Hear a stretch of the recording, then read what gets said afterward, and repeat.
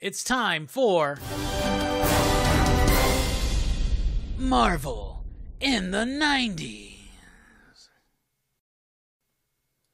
And tonight we're talking about 2099 Unlimited #1.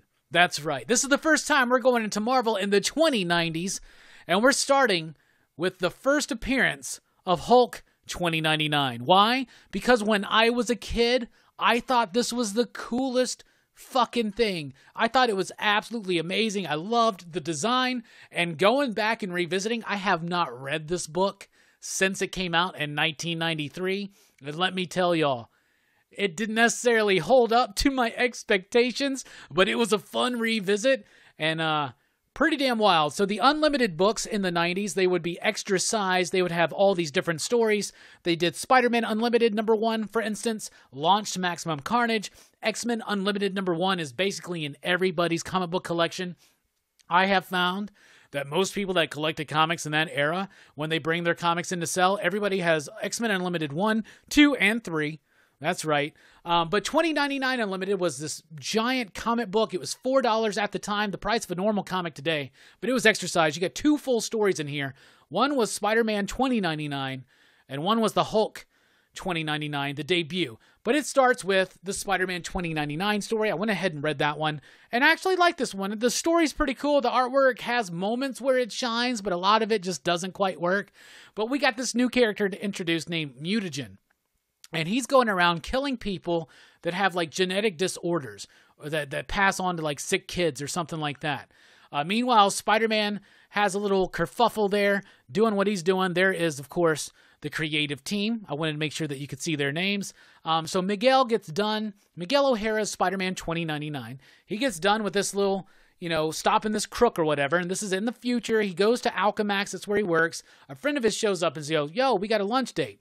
There he finds out, hit the damn wrong button. There he finds out that her daughter, or a friend of hers daughter or something is in the hospital. That's important later on. Meanwhile, we get the origin of this dude, Mutagen.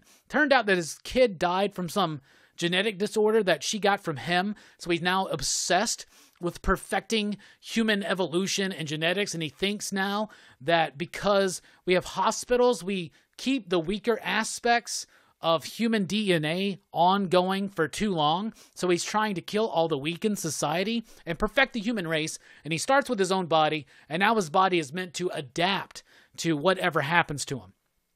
We'll talk about that a little bit more. He goes to the hospital, starts killing sick people, right? He's been doing this over a course of a few weeks. He's a serial killer at this point.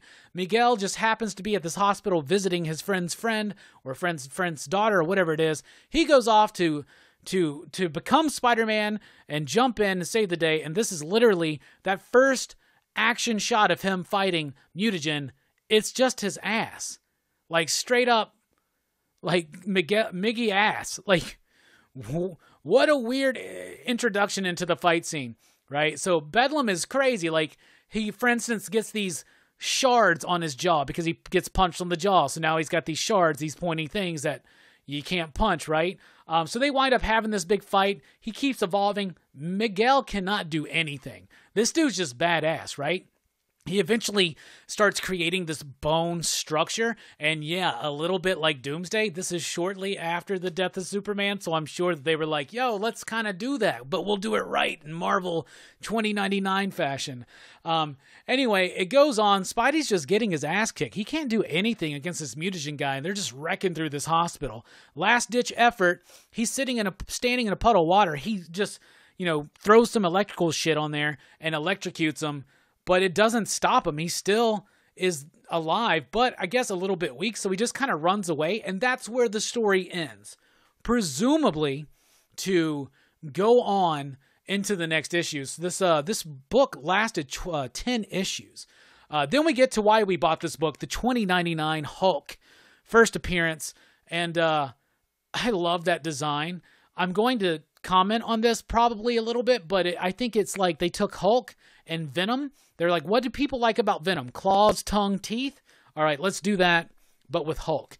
So we get introduced to this new version of Hulk and a lot of narration captions from him. He's a talkative Hulk, this one.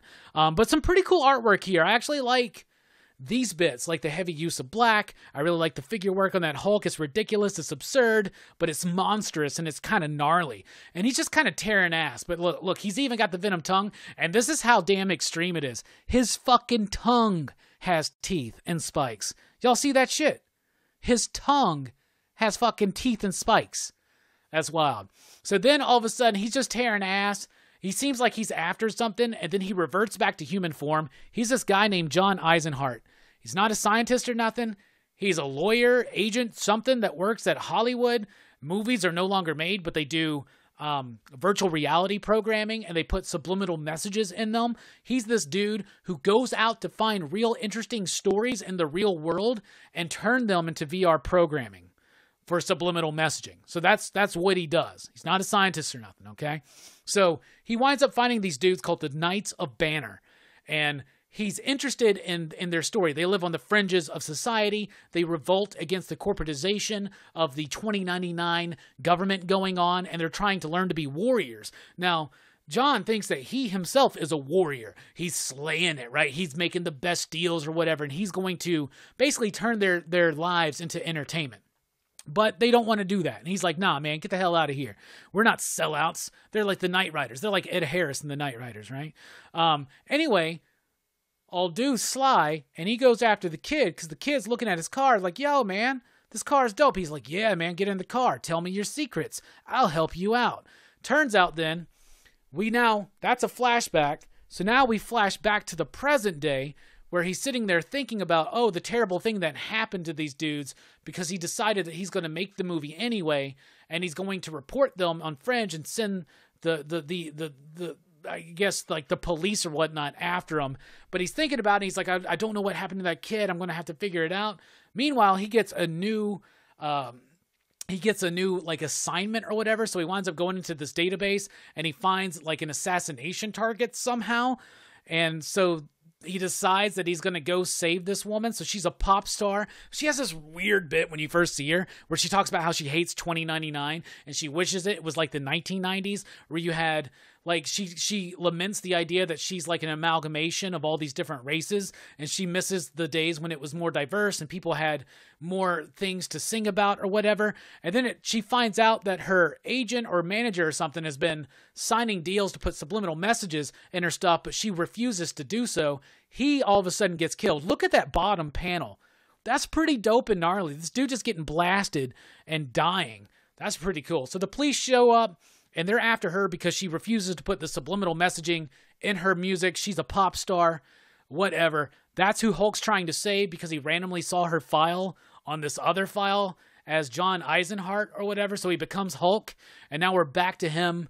This whole structurally, this thing is weird and all over the place, right? So Hulk shows up. We get some nice action kind of panels. The artwork gets wonky in some places, like that bottom panel. Don't really like it, but those top three, really solid, like that. Then we get another flashback. This is when the authorities came to take down the Knights of Banner. Turn out that the Knights of Banner, they worship Bruce Banner as the Hulk. So they have a gamma bomb. They're trying to perfect humanity back into a warrior race using gamma technology or some shit, but they haven't quite figured it out. The kid's dad dies in this incursion that happens. He freaks out. He blames John Eisenhart, who is there, because he feels guilty. He follows the kid. The kid hits the button, blows up the gamma radiation. I actually really like this page. This page is really well done, I think. And then the gamma bomb explodes, and it turns John Eisenhart into Hulk 2099. He's even got a goddamn earring, y'all. I just noticed that. But I really like this character design. Like I said, Venom meets Hulk a little bit with that 93 edge. But he shows up, and he starts just trashing through these authorities, these enforcers that are trying to kill this pop star or imprison her or something like that. And he saves the day, right? And he winds up actually throwing a tank at them and blowing them up. So I guess he fucking kills them. And that's a big-ass explosion, y'all. Look at that. And then he saves the chick, and the chick's like, who are you? And he goes, I'm a man. That's a bit creepy there, Hulk. All in all, I like the Spider-Man 2099 story a little bit better. I still like that design, but it's pretty freaking wild. it was a really fun revisit. So this is my actual copy of it. Direct edition. This is the one that survived from back in the day. Has an ad for that rock candy that I used to fucking love back in the day. But I like it. It was a weird revisit. Speaking of weird revisits, look at that. We just covered Super Mario Brothers, and there's an ad for it right there.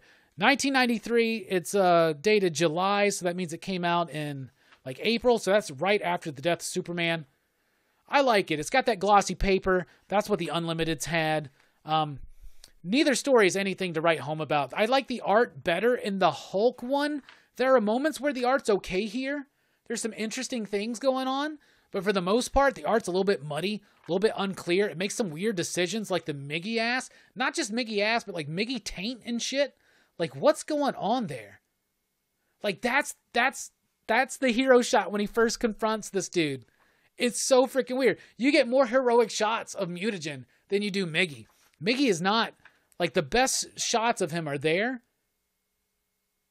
which that's a really nice with the perspective and everything. But then in the very opening, you get a little bit of him right there. But all of the Miguel stuff is not very well done.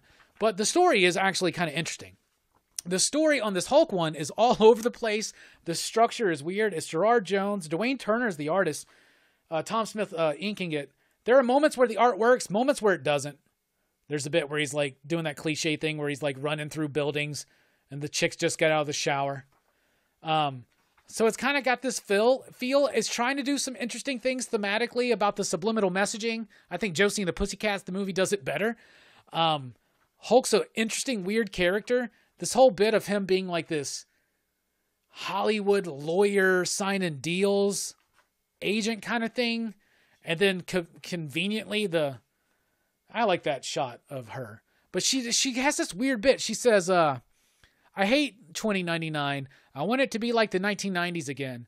Back when they still had weird stuff like movie theaters and public education. And not everything was so controlled and they had all those great conflicts. Like ethnic conflicts. Look at me. Typical California girl, right? Part Japanese, part Jewish, part Chinese, part Mexican, part Afro-American. I mean, I like it this way. I don't want to be some kind of Puri, but back then it must have been so wild. Can you imagine going to a party with Dan Quell and Madonna and Ice-T? What? This is such a freaking weird bit, but there are moments where the art really shines. That's a really nice spread. Hulk himself looks weird in some bits, but for the most part, freaking looks pretty awesome. It's got an energy. It's got a quality. Artwork's better on the Hulk one overall for me. But the story is pretty dumb all over the place.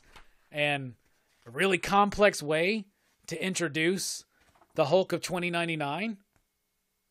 But it works. So, 2099 Unlimited, #1. It went through like 10 issues. Hulk eventually gets his own series. I have every issue of that. We'll cover that one day. But I also have issue 2 and 3, I think, of this. I got to dig those out and get into those. But all in all, pretty decent. It was a fun revisit. Hulk 2099, this was a hot book back in the day. Does it still work? On certain levels, but not necessarily on all of them. But that was a fun revisit, man. And that was tonight's edition of Marvel in the 2090s.